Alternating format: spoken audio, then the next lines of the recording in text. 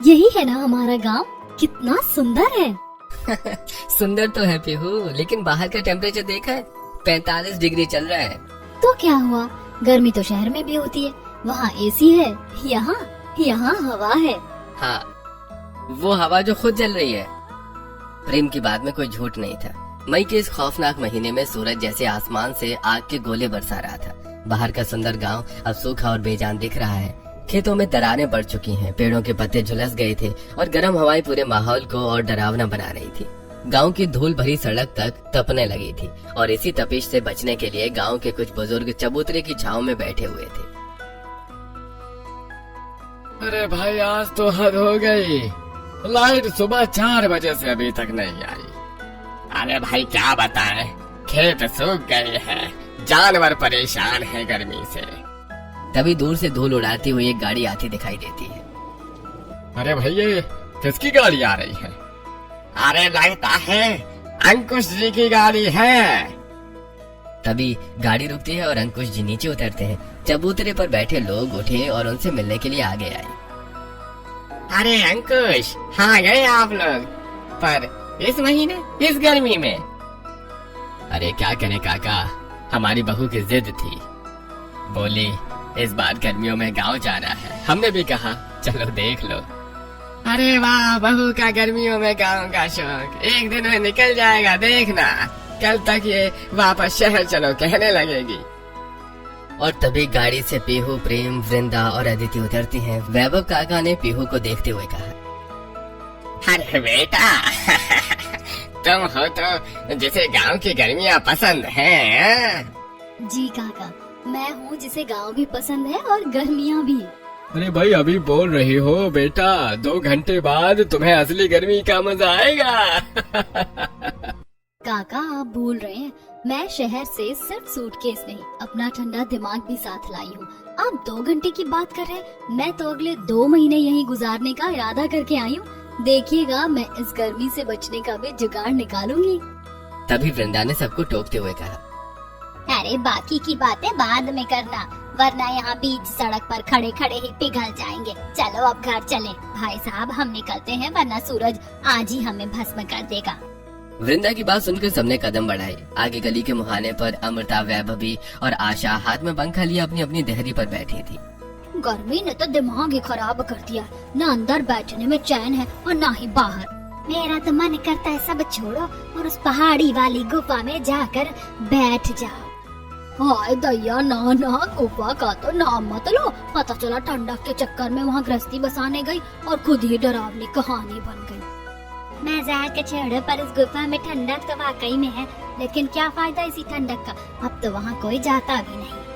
आशा चाची की बात अभी पूरी भी नहीं हुई थी कि तभी वृंदा अपने परिवार के साथ वहाँ से गुजरी। उन्हें देखते ही सभी लोग अपनी बातें छोड़कर उनसे मिलने लगे। अरे वृंदा जी, आप लोग भी गांव ऐसी तपती गर्मी में आए हैं। देखिए ना, गर्मी ने तो सबका बुरा हाल कर रखा है। गर्मी तो बहुत है, लेकिन हमारी बहू का गांव आने का बड़ा मन था, इसीलिए हम सब चले आए। अच्छा, तो बहू जी को गांव की गर्मी पसंद है। बेटा अभी तो पैर जमीन पर रखे हैं, एक दिन में सारी गर्मी समझ आ जाएगी। सभी की बातें सुनकर पीहू से रहा नहीं गया। उसने अमृता को तुरंत जवाब दिया, जी चाची, समझ आ भी गई, इसीलिए तो आई हूँ। सुना है यहाँ की गर्मी दिमाग की बत्ती जला देती है, तो सोचा मैं भी अपना थोड़ा सा टैलेंट यहीं आजमा लूं। पीहू का ये करारा और मजेदार जवाब सुनकर अमृता का मुंह खुला का खुला रह गया। वैभवी ने अपनी नजरें झुका ली। वृंदा अपनी बहू की इस हाजिर जवाबी पर मन ही मन मुस्कुरा उठी और सब आगे बढ़ गए। पर चलते चलते पीहू के कानों में अभी भी आशा चाची का वो अधूरा जुमला गूंज रहा था, उस गुफा में ठंडक तो है। चाची क्या कह रही थी? गुफा ठंडी है, लेकिन वहाँ कोई जाता नहीं है, क्यों? इसी सोच में डूबी हुई पीहू को पता ही नहीं चला कि कब सब लोग घर पहुँच गए। जैसे पुराने घर का दरवाजा खुला, कई दिनों से बंद पड़े घर की धूल और हवा गर्म बाहर निकल आई। फिर सबने मिलकर घर की सफाई शुरू की। जहाँ प्रेम और अदिति गर्मी से थक चुके थे, वहीं पीहू के चेहरे की खुशी और उत्साह जरा भी कम नहीं हुआ। थोड़ी देर बाद पुराना कूलर भी चल पड़ा। शाम होते होते पीहू ने पूरे परिवार के लिए प्यार से देसी खाना बनाया और फिर आंगन में दरी बिछाकर सब लोग साथ बैठकर खाना खाने लगे। ओह गॉड भाभी, आपके इस गांव वाले एडवेंचर के चक्कर में हम यहाँ आ तो गए हैं, पर ये कूलर भी बस गर्म हवा के थप्पड़ मार रहा है। अरे दी, मैंने पहले कहा था पीहू का एडवेंचर अभी शुरू हुआ है, हमारी हालत अभी से टाइट है। अरे खाना खाइए पहले, पेट भरेगा तो गर्मी भी अच्छी लगने लगेगी। जैसे ही सबने पहला निवाला लिया ही था कि कूलर की घरघराहट बंद हो गई। पूरा घर अंधेरे में छा गया, लाइट कट चुकी थी। ये लो, जिसका डर था वही हुआ। भाभी अब तो हद हो गई है, कूलर बंद, पंखा बंद, हम यहाँ कबाब बन जाएंगे। चुप रहो अतिथि, पीहू ने इतनी मेहनत से खाना बनाया है। पीहू बेटा तो फिक्र मत कर, मम्मी कोई ना कोई जुगाड़ तो होगा ही, ये गर्मी हमें हराएगी नहीं। अरे हर जगह जुगाड़ ढूंढ लेती हो, पर इस बार बताओ क्या सोच रही हो? अभी कुछ पक्का नहीं है, पर कल सुबह एक जगह देखनी है। कौन सी जगह? पहले खाना खाओ। सभी लोगों ने जैसे तैसे खाना खाया। रात घिर आई, गर्मी की वजह से घर के अंदर रुकना मुश्किल था। आखिरकार सबने छत पर चादरें बिछाई और वहीं लेटे। यार छत पर तो थोड़ा ठीक है। हाँ छत पर ठीक है, लेकिन क्या हर रात छत पर ही सोएंगे? अरे नहीं, बस 1-2 दिन की बात है, लाइट आ जाएगी। यहाँ लाइट का कोई भरोसा नहीं है, पहले भी ऐसे ही था। वहीं पीहू चुप लेटी है, उसकी आंखें खुली हैं, आसमान देख रही है, दिमाग चल रहा है। इस घर में नहीं चलेगा, कहीं और कोई ऐसी जगह जहाँ दीवारें खुद ठंडी हो। कुदरत ने जरूर कुछ बनाया होगा, कल की कल देखेंगे। अभी तो मैं आसमान के नीचे आराम से सो जाऊं। अगली सुबह उमस ने फिर घेरा डाल लिया। वृंदा ने दरवाजा खोला तो सामने अमृता और वैभव भी खड़ी थी, जैसे रात भर से वहीं बैठी हो। अरे वृंदा जी, रात कैसी गई? बहू रानी का एडवेंचर कैसा रहा? ठंडी हवा मिली? हम तो रात भर इंतजार में थे, सोचा सुबह होते ही बहू जी के बैग बंद जाएंगे। शहर की हवा याद आती है ना रात को। वृंदा ने एक नजर दोनों पर डाली, चेहरे पर कोई घबराहट नहीं, बस एक शांत मुस्कान, जैसे पहले से पता हो कि सामने वाले क्या कहने वाले हैं। रात बहुत अच्छी गई दीदी, छत पर सोए तारे देखे, शहर में तो ये नसीब ही नहीं होता। और बहू, मेरी बहू का मजाक उड़ाने की कोशिश में जो वक्त लगा रही हैं आप, उतने वक्त में वो कुछ नया सोच चुकी होगी। वो मुश्किल देखकर हारने वालों में से नहीं है। दोनों चुप हो गईं और छत पर पीहू दूर पहाड़ी की तरफ देख रही थी। इधर पूरा गांव सूखा, उधर घनी हरियाली। तभी आशा चाची की बात याद आई, गुफा उधर ही थी। इधर सब सूखा, उधर इतनी हरियाली, कैसे? नीचे से आवाजें आई, तभी पीहू ने झांक कर देखा। नीचे गांव की औरतों को देखकर वो सीढ़ियों से उतरकर नीचे आ गई। अरे बहू जी, सुना है एडवेंचर करने आई हो इस तपती गर्मी में, शहर का सारा ऐशो आराम छोड़कर? कोई मजबूरी होगी, वरना कौन छोड़ता है ऐसी बेटा। पीहू रुकी, दोनों को देखा, फिर हल्के से मुस्कुराई, न गुस्से से न तकलीफ से। चाची, आपने कभी मैन वर्सेस वाइल्ड देखा है? वो क्या होता है? एक शो है जिसमें एक इंसान अपना सारा आराम छोड़कर सबके धूप जंगल में निकल पड़ता है, सिर्फ इसलिए कि मुश्किल को जीतना सीखे। तो चाची जी, जो आराम छोड़कर निकले वो कमजोर नहीं होता, वो बस औरों से थोड़ा अलग होता है। और तुम शहरी लोग और तुम्हारी ये बड़ी बड़ी शहरी बातें। चाची, बातें शहर की हो या गांव की, दिल सच्चा हो ना तो हर बात अपनी लगती है। दोनों चुप हो गईं। वृंदा ने पीहू को देखा और हल्का सा मुस्कुरा दी। थोड़ी देर बाद दोनों पड़ोसनें चली गईं और फिर घर में सब साथ बैठकर नाश्ता कर रहे थे, लेकिन पीहू का ध्यान अब भी सुबह छत से दिख रही हरियाली में ही अटका हुआ था। पापा, कल आंटी गुफा की बात कर रही थी और आज मैंने छत से देखा, पूरा गांव सूखा है पर पहाड़ी के उस पार सब हरा भरा है। जरूर वही होगी वो गुफा, चलते हैं ना एक बार देखने। अंकुश का हाथ चाय के गिलास पर रुक गया, एक नजर वृंदा को, फिर पीहू को। अरे ठंडी तो बहुत है बेटा वो जगह, पर वहाँ जाते नहीं है लोग। क्यों पापा? बस ऐसे ही, पुरानी जगह है, गांव के लोग कहते हैं वहाँ कुछ है, क्या है कोई नहीं जानता, और जानने की कोशिश भी किसी ने नहीं की। एक पल के लिए मेज पर खामोशी छा गई। मतलब यही है कि वो जगह अकेले नहीं जाते। पापा, डर जगह में नहीं होता, बस लोगों के मन में रह जाता है। बेहू बेटा। अरे छोड़ो ना, तुम भी सुबह सुबह गुफा की बातें लेकर बैठ गई, पहले नाश्ता तो कर लो। ठीक है, नाश्ता करती हूँ। भाई, भाभी नाश्ता खा रही है पर दिमाग गुफा में जा चुका है। मुझे पता है। नाश्ता खत्म हुआ पर पीहू का मन गुफा में ही अटका था। तभी गली से हंसी की आवाजें आई। पूजा अपनी 2 सहेलियों के साथ आई। नमस्ते भाभी, सुना है शहर वाली भाभी गर्मी से डर नहीं रही। अरे अभी तो शुरुआत है, तो चलिए फिर असली गांव भी दिखा देते हैं। थोड़ी देर बाद सब गलियों में निकल गई। गर्मी बहुत थी पर पीहू की नजरें हर चीज ध्यान से देख रही थी। चलते चलते पूजा अचानक एक खेत के पास रुक गई। वहाँ छोटू मिट्टी में पैर डालकर बैठा था और अपने सिर पर गीला गमछा रखे हुए था। ये क्या स्टाइल है छोटू? दीदी ये हमारा देसी एसी है। उसकी बात सुनकर सब लड़कियां जोर से हंस पड़ी। गांव में जुगाड़ नहीं किया ना तो समझो जीना मुश्किल है। अच्छा, तो मैं भी अब गांव की स्टूडेंट हूँ, मुझे भी सब जुगाड़ सीखने हैं। जैसे जैसे पहाड़ी की तरफ बढ़े गर्म हवा कम होने लगी, सूखी जमीन की जगह हरियाली आने लगी। सच में यहाँ तो मौसम ही बदल गया, क्योंकि गुफा उधर ही है, वहाँ हमेशा ठंडक रहती है। तभी बाकी लड़कियों के चेहरे थोड़े गंभीर हो गए। लेकिन हम लोग ज्यादा आगे नहीं जाते, बस गांव वाले मना करते हैं, कहते हैं वो जगह ठीक नहीं। तभी पीछे से गुजरती हुई विमला चाची उनकी बातें सुनकर रुक गई। कई साल पहले एक औरत वहाँ गई थी, वापस तो आई पर कहती थी कि अंदर कुछ था, दिखा नहीं पर महसूस हुआ। हाँ, तभी तो अब कोई नहीं जाता। अगर वहाँ इतनी ठंडक है तो लोग उसका इस्तेमाल क्यों नहीं करते? अगर गुफा इतनी ठंडी है ना तो इस गर्मी में वहीं घर बना लेना चाहिए। हाँ, फिर गांव वाले कहेंगे शहर वाली भाभी पहाड़ों में बस गई। सब हंसने लगे, लेकिन पीहू अचानक चुप हो गई। उसके दिमाग में सच में यही ख्याल घूमने लगा। अब क्या रिसर्च चल रही है मैडम? पीहू ने मोबाइल में कुछ तस्वीरें दिखाई। पहाड़ों के बीच बने सुंदर केव हाउसेस, पत्थरों के अंदर बने ठंडे कमरे, लोग आराम से रह रहे थे। प्रेम देखो, लोग गुफाओं में रहते भी हैं। उस गुफा को थोड़ा साफ कर ले तो दिन में आराम से रह सकते हैं। तुम सच में गुफा में रहने की सोच रही हो?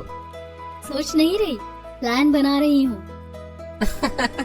मम्मी पापा तुम्हें गुफा में रहने देंगे क्या? हाँ? पापा तो नाम सुनते ही मना कर देंगे। डर की वजह से मना करते हैं। अगर समझिए कि वहाँ ठंडक है, आराम है, तो मान जाएंगे। अरे तुम ना सच में अलग हो। और तुम मेरे पार्टनर हो, और तुम्हें भी अलग बनना पड़ेगा। मतलब मुझे भी जंगल एडवेंचर करना पड़ेगा? जंगल नहीं मिस्टर, नेचर वाला लग्जरी रूम। पापा एक बात बोलूं, अगर यहाँ इतनी गर्मी है और गुफा में इतनी ठंडक है तो हम वहीं रह लेते हैं ना? क्या मतलब सच में गुफा में रहना है? गुफा में रहेंगे, वहाँ ठंडक है, पानी है, जगह भी बड़ी है, और यहाँ घर में तो गर्मी से सबका हाल खराब हो रहा है। भाभी की बात गलत भी नहीं है, मैं तो अभी से पिघल रही हूँ। लेकिन बेटा, लोग उस जगह को अच्छा नहीं मानते। मम्मी लोग बिना देखे बहुत कुछ बोलते। हम सब साथ रहेंगे ना, ऊपर से मैं उस जगह को अच्छा बना दूंगी। तुम ऐसे बोल रही हो जैसे गुफा नहीं नया फ्लैट लेने जा रहे हैं। फ्लैट से अच्छा होगा, वहाँ नेचुरल एसी होगा। कुछ बोलिए पापा। अरे बेटा, अगर इतनी गर्मी लग रही है तो जरूरी थोड़े है पूरे 2 महीने यहीं रहे। चाहो तो वापस शहर चल सकते हैं। नहीं पापा, अब आए हैं तो पूरे 2 महीने यहीं रहेंगे, बस रहने का तरीका थोड़ा बदलना होगा। अगर सब साथ रहेंगे और संभल कर रहेंगे तो कोशिश कर सकते हैं। बस फिर क्या था, अगले ही पल घर का माहौल बदल गया।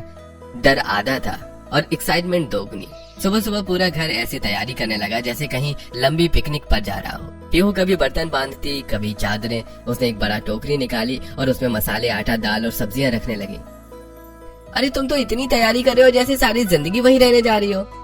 रहने ही तो जा रहे हैं मिस्टर, गुफा में पहली ठंडी रसोई भी बनेगी। फिर पीहू ने चुपके से कुछ छोटे पैकेट भी बैग में रख दिए। ये क्या है? सब्जियों के बीज। ये सच में गुफा में खेती भी करेंगी? जहाँ हरियाली है वहाँ कुछ न कुछ उगता जरूर है। भाभी, वहाँ सच में कुछ निकला तो तेरे भाई को आगे कर देंगे। वाह, मतलब भूत आया तो सबसे पहले मैं? भाई डर मत, मेरी भाभी है ना, वो भूत को भी काम पर लगा देंगी। अदिति की बात सुनकर सब हंस पड़े, यहाँ तक कि अंकुश भी मुस्कुरा दिया। पीहू बेटा, तो गुफा में रहने जा रही है या पूरा घर शिफ्ट कर रही है? मम्मी, गर्मी से बचना है तो सेटअप भी बढ़िया होना चाहिए। थोड़ी देर बाद जब सब लोग इतना सामान लेकर गुफा की तरफ निकलने लगे तो पूरे गांव की नजर उन्हीं पर टिक गई। ये लोग सच में गुफा में रहने जा रहे हैं क्या? शहर वालों को भी गर्मी ने पूरा पागल कर दिया, पर लड़की में हिम्मत तो है, सब सोचते हैं, करने कोई नहीं जाता। अरे अगर सच में वहाँ ठंडक निकली ना तो पूरा गांव बाद में इन्हीं के पीछे जाएगा। उधर पीहू बिना किसी की बात को बुरा माने आगे बढ़ती रही। उसके चेहरे पर डर नहीं, अजीब सा उत्साह था। जो लोग नई चीज से डरते हैं ना, वो पहले हंसते ही हैं। और अगर गुफा में भूत मिला तो? तो उसे भी बोल दूंगी, इतनी गर्मी में डराने से पहले पंखा चल दे। उसकी बात सुनकर सब हंस पड़े और इसी हंसी मजाक के बीच पूरा परिवार पहाड़ी की तरफ बढ़ने लगा। जैसे जैसे परिवार पहाड़ी के पास पहुंचा, गर्म हवा धीरे धीरे ठंडी होने लगी। सूखी जमीन की जगह हरियाली दिखाई देने लगी। बड़े बड़े पेड़ों की छांव और ठंडी हवा ने सबको हैरान कर दिया। भाभी, आते टाइम सब लोग ऐसी बातें बोल रहे थे कि मेरा तो अभी भी डर नहीं जा रहा। पिंकी ने तो कहा था जो भी यहाँ गया वो वापस ठीक हालत में नहीं आया। तभी सबकी नजर सामने पड़ी, पहाड़ के बीच बनी बड़ी पत्थरों वाली गुफा पर। उसके पास ही साफ पानी का झरना बह रहा था। ठंडी हवा सीधे वहीं से आ रही थी। अरे यहाँ तो सच में इतनी ठंडक है। लेकिन जहाँ बाकी सब लोग संभल संभल कर कदम रख रहे थे, वहीं पीहू किसी छोटे बच्चे की तरह हर चीज देखकर खुश हो रही थी। वाह, ये पत्थर देखो कितने ठंडे हैं। वो कभी दीवार छूती, कभी ऊपर बनी पत्थरों की छत को देखती। और देखो ना, गुफा का मुंह भी कितना बंद है। यहाँ कोई जानवर आसानी से आ ही नहीं सकता। अरे बात तो सही कह रही है, जगह काफी सुरक्षित लग रही है। तभी पीहू की नजर गुफा के एक कोने पर पड़ी। वहाँ कुछ पुराने लकड़ी के टुकड़े और पत्थरों की बनी जगह थी। मुझे ना सच में लग रहा है यहाँ पहले कोई रहता था। फिर अचानक वो नीचे बैठ गई और मिट्टी हाथ में लेकर देखने लगी। अब क्या चेक कर रही हो मैडम? ये मिट्टी देखो कितनी अच्छी है। मैं ना यहाँ खेती भी कर सकती हूँ, इसीलिए अपने वेजिटेबल सीड्स लाई थी। भाभी, यहाँ लोग डर के मारे कांप रहे हैं और आप खेती प्लान कर रही हो। अरे डरने से अच्छा टमाटर उगा लो। ठीक है भाभी, मान लिया जगह अच्छी है, लेकिन यहाँ रहेंगे कैसे? हाँ मैडम, होटल की बुकिंग तो दिख नहीं रही। जब मैं आप सबको यहाँ तक लेकर आ सकती हूँ तो जुगाड़ भी कर लूंगी। बस एक शर्त है, यहाँ सबको मेरी टीम बनना पड़ेगा, सबको काम करना पड़ेगा। मैं तो पहले ही बता रही हूँ, मैं सिर्फ सुपरविजन दूंगी। वाह, काम बहू करे और मैडम ऊपर से ऑर्डर देंगी। बोलो बेटा, क्या करना है, हम तैयार हैं। बस फिर क्या था, पीहू की आंखों में वो चमक आ गई जो तब आती है जब उसका दिमाग किसी काम पर लग जाए। वो गुफा के अंदर गई और हर कोना, हर पत्थर, हर दरार को ध्यान से देखने लगी, जैसे कोई आर्किटेक्ट खाली जमीन देखता है और उसमें घर देखता है। और एक कोना देखकर उसका जोश और बढ़ गया। यहाँ रसोई बनेगी। अरे मम्मी, आपकी बहू तो गुफा में ठंडी रसोई बनाने जा रही है। उड़ा लो मजाक प्रेम, लेकिन जब रसोई बनकर तैयार होगी ना, तब तुम वही करोगे जो हर बार करते हो। पहले मुंह बनाओ, फिर खाओ, फिर कहो वाह यार। पीहू ने इधर उधर बिखरे नुकीले और सपाट पत्थरों को देखा। उसने बिना देर किए जमीन से भारी पत्थरों को उठाना और सलीके से जमाना शुरू किया। सबसे नीचे 4 मजबूत पत्थर बेस की तरह रखे, फिर उनके ऊपर एक चौड़ा और सपाट पत्थर कुछ इस तरह फिट किया कि बर्तन रखने की जगह बिल्कुल बराबर हो जाए। बीच में हवा के आने जाने का रास्ता छोड़ा और देखते ही देखते बिना ईंट या सीमेंट के पत्थरों का एक बेहतरीन देसी चूल्हा तैयार हो गया। लीजिए मम्मी, हमारा स्नो किचन तैयार है। अब इस चूल्हे से आग तो निकलेगी, पर दीवारों की ठंडक चेहरे पर पसीना नहीं आने देगी। अरे वाह पीहू बेटा, तूने तो पत्थरों को भी काम पर लगा दिया। ये तो बिल्कुल शहर के मॉडर्न किचन जैसा प्लेटफॉर्म बन गया। पत्थरों का चूल्हा तो ठीक है, पर धुआं? पीहू एक पीवीसी पाइप की तरफ इशारा करते हुए कहा। देखिए, ये पीवीसी पाइप प्रेम जो मैं अपने साथ लेकर आई थी। ये पाइप गुफा की उस छोटी सी दरार से बाहर निकलेगा, सारा धुआं बाहर और सारी ठंडक अंदर। इसे कहते हैं इंजीनियर बहू का देसी जुगाड़। भाभी, आपको ये सब आता भी है? यूट्यूब और मम्मी दोनों से सीखा है। और थोड़ा क्रेडिट अपनी इस मम्मी को भी दे दो बेटा। थोड़ा क्या, सारा क्रेडिट आपको ही जाता है मेरी प्यारी मम्मी जी। चूल्हा बना तो पीहू ने गुफा का पूरा कोना देखा, थोड़ी देर रुकी, फिर मुंह बना लिया। नहीं नहीं, ऐसे तो बिल्कुल अनऑर्गेनाइज लग रहा है। अरे मैडम, ये गुफा है, 2 BHK फ्लैट नहीं है। क्या हुआ, गुफा भी सुंदर लग सकती है। चलो कुछ लकड़ियाँ और बड़े पत्थर लेकर आओ। पापा, ये शुरू हो गई। अरे लो, तो चलो बेटा, जब बहू ने ठान लिया है तो पूरा तो करना पड़ेगा। प्रेम और अंकुश बाहर से लकड़ियां और पत्थर लाने लगे। उधर पीहू और वृंदा ने मिलकर गुफा की दीवार के साथ छोटी छोटी शेल्फ जैसी जगह बनाई, पत्थर जमाकर एक के ऊपर एक। देखते ही देखते मसालों के डिब्बे एक तरफ सज गए, बर्तन दूसरी तरफ। चूल्हे के ऊपर लकड़ी की पतली टहनियों से एक छोटा सा स्टैंड भी बन गया। अरे वाह, ये तो सच में रसोई जैसी लगने लगी। भाभी, आपने गुफा को किचन में बदल दिया। अभी तो शुरुआत है मैडम। तभी उसकी नजर गुफा के ठीक बाहर नरम पड़ी मिट्टी पर पड़ी, जहाँ झरने की नमी जमीन तक आती थी। वहाँ मिट्टी एकदम काली और उपजाऊ थी। पीहू रुकी और फिर उसके चेहरे पर वो मुस्कान आई जो प्रेम को अच्छी तरह पहचान आती थी। पीहू, अब क्या? अब कुछ नहीं, प्लीज। ये देखो, जो वेजिटेबल सीड्स मैं लेकर आई थी, अब वक्त आ गया है कि उनका इस्तेमाल किया जाए। और देख लेना, कुछ दिन बाद यहाँ हमारी अपनी सब्जियाँ उगेंगी। पीहू, तुम बीज भी साथ लाई थी? जहाँ जाओ बीज साथ रखो, कभी काम आते हैं। अरे बहू तू गुफा में रहने नहीं पूरा नया घर बसाने आई है। घर दीवारों से नहीं बनता पापा, लोगों से बनता है, और रसोई की खुशबू से। थोड़ी देर बाद पीहू ने चूल्हे पर सब्जी चढ़ा दी। झरने के ठंडे पानी और देसी मसालों की खुशबू से पूरी गुफा महक उठी। वाह भाभी, गुफा में भी इतना टेस्टी खाना।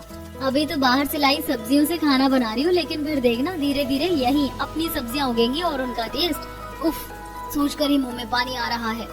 अरे बस भी करो मैडम जी, पहले ये वाली सब्जी आराम से खा ले। आपकी खेती को फलने फूलने में भी थोड़ा टाइम लगेगा। वहीं बैठकर सब हंसते मुस्कुराते खाना खाने लगे। बाहर झरने के बहने की मीठी आवाज थी और गुफा के अंदर ठंडी हवा। पहली बार इस गर्मी में सबको सच्चा सुकून महसूस हो रहा था। ठीक है भाभी, खाना हो गया, अब सोएंगी कहाँ? हाँ मैडम, आपका 5 स्टार रूम कहाँ है? मुझे इतना कम मत समझो मिस्टर प्रेम। दुआ हो या प्राइवेसी, सबका इंतजाम है मेरे इस जुगाड़ू दिमाग में। थोड़ी ही देर में पीहू के कहने पर प्रेम और अंकुश जी को बाहर से सूखी घास, बांस की खपच्चियां और बड़ी लकड़ियां ले आए। पीहू ने गुफा के दोनों कोनों में पड़े भारी पत्थरों को स्टैंड की तरह इस्तेमाल किया और उन पर लकड़ियां टिका दी। फिर ऊपर से सूती चादरें और पुरानी साड़ियां डाल दी गईं। देखते ही देखते गुफा के भीतर छोटे छोटे हवादार कमरे तैयार हो गए। भाभी, ये तो किसी लग्जरी कैंपिंग जैसा लग रहा है। यकीन नहीं होता कि बाहर 45 डिग्री और यहाँ मुझे चादर ओढ़नी पड़ रही है। अरे ये तो सच में घर जैसा लग रहा है। अरे बहू को एडवेंचर का शौक है, लेकिन दिमाग भी खूब चलता है। सब अपने अपने बिस्तर पर लेट गए। बाहर गर्म हवाएं चल रही थीं, लेकिन गुफा के अंदर ठंडी हवा और सुकून था। अगली सुबह गांव में सबकी बातें बस उसी गुफा को लेकर थी। पूरा एक दिन हो गया, कोई खबर ही नहीं आई। मुझे तो डर लग रहा है कहीं सच में कुछ गड़बड़ ना हो गई हो। अरे पहले भी लोग वहाँ जाने से डरते थे, यूं ही नहीं डरते थे। दिन धीरे धीरे गुजरने लगे। बाहर पूरा गांव अब भी गर्मी से परेशान था, लेकिन गुफा के अंदर सबकी जिंदगी बदल चुकी थी। सुबह पीहू सबसे पहले झरने के पास बनी अपनी छोटी सी खेती देखने जाती। उसने टमाटर, मिर्च, धनिया, लौकी और भिंडी के बीज लगाए थे। हर दिन मिट्टी से छोटी छोटी हरी पत्तियां निकलती देख उसके चेहरे की खुशी बढ़ जाती। देखो देखो, धनिया निकल आया। भाभी, आप सब्जियों को ऐसे देख रही हो जैसे बच्चे स्कूल में फर्स्ट आ गए हो। उधर रसोई भी अब पूरी तरह जम चुकी थी। सुबह चूल्हे पर गर्मा गर्म पराठे बनते, दोपहर में झरने के ठंडे पानी के पास बैठकर सब खाना खाते और रात को ठंडी हवा में बातें करते। सच कहूँ, इतने सुकून से तो हम शहर में भी नहीं रहे। गांव वाले अब भी दूर से पहाड़ी की तरफ देखते रहते। सबको इंतजार था कि आखिर गुफा से क्या खबर आएगी। इतने दिन हो गए फिर भी सब ठीक कैसे हैं? मुझे तो लगता है कुछ ना कुछ जरूर है इस जगह में। लेकिन उधर गुफा में सब हंसी खुशी रह रहे थे। फिर एक रात अचानक तेज आवाज गूंजने लगी। हवा जोर जोर से चल रही थी। बाहर पेड़ों की सरसराहट और झरने की आवाज मिलकर डरावना माहौल बना रही थी। भाभी, ये कैसी आवाज है? ये कैसी आवाज थी? सब डर गए, लेकिन पीहू बिल्कुल शांत थी। अरे डरिए मत, इतने दिनों से यहाँ रह रहे हैं ना, कुछ हुआ क्या? तो फिर ये आवाज? चलो बाहर चलकर देखते हैं। बाहर तेज तूफानी हवा चल रही थी। बड़े बड़े पेड़ हवा से टकराकर जोर जोर से हिल रहे थे। झरने का पानी पत्थरों से टकराकर गूंज पैदा कर रहा था। देखा, आवाज इन पेड़ों और झरने की। लोगों ने डर डर कर इसे भूत बना दिया। अंकुश कुछ पल चुप रहे, फिर हल्का सा मुस्कुरा दिए। अरे सही कह रही हो बेटी, हम इतने दिन से यहाँ हैं, लेकिन कभी कुछ गलत महसूस नहीं हुआ।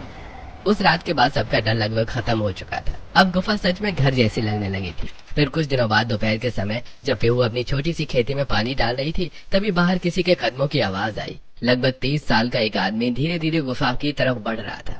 कौन है भाई? मैं विवेक, वो गांव में सुना कि आप लोग सच में यहाँ रह रहे हैं, इसलिए देखने चला आया। विवेक गुफा के अंदर का माहौल देखकर खुद हैरान रह गया। एक तरफ रसोई सजी थी, दूसरी तरफ सब आराम से बैठे थे। ठंडी हवा अंदर तक जा रही थी। आप लोगों को डर नहीं लगा यहाँ पे? पहले तो बहुत लगा था, गांव वालों ने इतना डराया जो था, लेकिन फिर सोचा इतनी ठंडी और अच्छी जगह को सिर्फ डर की वजह से खाली क्यों छोड़े। और अब तो यहाँ हमारी खेती भी शुरू हो गई है। विवेक कुछ पल चुप रहा, फिर हल्का सा सिर हिलाकर मुस्कुरा दिया। अच्छा ठीक है, मैं चलता हूँ। लड़का वापस चला गया। उधर शाम होते होते मौसम और भी ठंडा हो गया था। पीहू और प्रेम गुफा के पीछे की तरफ घूमते घूमते चले गए। वहां बड़े पत्थरों के बीच एक बहुत छोटा सा कमरा दिखाई दिया, जो कि बंद था। अरे, ये पहले तो नहीं देखा। दोनों धीरे धीरे अंदर गए। कमरा छोटा था, लेकिन ऐसा लग रहा था जैसे कभी कोई वहां रहता रहा हो। एक कोने में पुरानी लकड़ी का छोटा संदूक रखा था। अरे देखो तो, ये क्या है? चलो ना देखें। अब तुमने ठान ही लिया है, तो अगर मैंने मना किया ना तो मेरी शामत आ जाएगी। चलो बेहतर यही है कि तुम्हारी बात मान ले। दोनों धीरे धीरे उस छोटे कमरे के अंदर गए। चारों तरफ धूल जमी हुई थी। तभी एक कोने में रखा पुराना लकड़ी का संदूक पीहू की नजर में आया। प्रेम देखो यहाँ कुछ रखा है। पीहू झुककर संदूक के पास बैठ गई और उसने धीरे से ऊपर जमी धूल हटाई और फिर उसका ढक्कन खोला। अंदर एक पुरानी डायरी रखी थी जिसके पन्ने पीले पड़ चुके थे। पीहू उसे धीरे से उठाकर पढ़ने लगी। जो डर पर काबू पा लेगा वही इस गुफा की ठंडी सांसों को महसूस कर पाएगा। जिसने आंखों से नहीं दिमाग से देखा उसे यहाँ कभी अंधेरा नहीं लगेगा। नीचे कुछ और लिखा था। हम मजबूर थे, हमारे पास रहने को कोई जगह नहीं थी। इस गुफा ने हमें तपती गर्मियों में सहारा दिया, लेकिन डर था कहीं कोई हमसे ये जगह छीन न ले। इसीलिए हमने अफवाह फैला दी कि यहाँ अनहोनी होती है। लोग डर गए और ये जगह सिर्फ हमारी रह गई। लेकिन मुझे एहसास है कि हमने गलत किया। डर फैलाकर लोगों को इस नेमत से दूर रखा। कुछ पल के लिए दोनों चुप हो गए। मतलब इतने सालों से लोग बेवजह डरते रहे। देखा, कभी कभी सच डर से कहीं ज्यादा आसान होता है। दोनों तुरंत बाहर आए और सबको डायरी के बारे में बताया। अच्छा, ओह, तो ये बात थी। लोग इतने सालों से इस जगह से डरते रहे और मैं तो पहले दिन से ही भूत ढूंढ रही थी। तभी अगले दिन विवेक फिर गुफा में आया। इस बार उसके चेहरे पर झिझक थी। मुझे आप सबसे कुछ कहना है, कल कह नहीं पाया था। क्या बात है बेटा, अगर इस गुफा के बारे में बताना चाहते हो तो हमने वो डायरी पढ़ ली। असल में वो डायरी मेरे परदादा की थी। उन्होंने ही ये अफवाह फैलाई थी। उस समय बहुत गरीबी थी, रहने को घर नहीं था। उन्हें डर था कि कोई ये जगह उनसे छीन न ले। सब चुपचाप उसकी बात सुनते रहे। बाद में उन्हें अपने किए का बहुत अफसोस रहा। जब उन्हें पता चला कि अब कोई यहाँ रहने आया है तो वो बहुत खुश हुए। उन्होंने बस एक बात कही थी, जो डर को हरा देगा असली ठंडक वही पाएगा। पीहू और प्रेम एक दूसरे को देखकर मुस्कुरा दिए। आप लोगों ने सच में डर पर जीत पाई है। चलिए अब मैं चलता हूँ। उसके जाने के बाद धीरे धीरे पूरी बात गांव में फैल गई। गांव वाले गुफा में आए, इस बार बिना किसी डर के। हमने तो बेकार में उस जगह को डरावना बना रखा था। पर तुम्हारी बहू सच में बहुत समझदार निकली वृंदा जी। डर ने इतने साल लोगों को गुफा से दूर रखा और एक बहू ने आकर सब बदल दिया। अब गांव वाले भी धीरे धीरे गुफा तक आने लगे। कोई झरना देखने आता, कोई ठंडी हवा महसूस करने। उधर पीहू की छोटी सी खेती भी अब हरी होने लगी थी। टमाटर लाल होने लगे थे, भिंडी निकल आई थी और धनिया की खुशबू पूरी जगह में। लो चाची, ये हमारी गुफा वाली पहली सब्जियाँ। अरे वाह बहू, गुफा में खेती भी सच कर दी तुमने। धीरे धीरे पूरी गर्मी, हंसी, खेती, ठंडी हवा और साथ बैठकर खाए गए खाने में गुजर गई। फिर आखिर वो दिन भी आ गया जब उनकी छुट्टियां खत्म हो गई। सब लोग सामान बांधकर वापस शहर लौटने लगे। सच कहूँ भाभी, अभी गुफा छोड़ने का मन नहीं कर रहा। जिस जगह से लोग डरते थे आज वही सबसे प्यारी लग रही है। हमारी बहू ने साबित कर दिया कि डर के आगे जीत है। सभी लोग हंस पड़े। जाते वक्त पीहू ने एक आखिरी बार पीछे मुड़कर गुफा को देखा। ठंडी हवा अब भी वही बह रही थी, लेकिन अब उस जगह में डर नहीं, अपनापन बसता था। डर ने जिसे वीरान रखा, प्यार ने उसे घर बना दिया। और फिर गाड़ी धीरे धीरे गांव से दूर निकल गई, लेकिन गुफा की वो ठंडी रसोई और छोटी सी खेती हमेशा सबकी यादों में बस गई।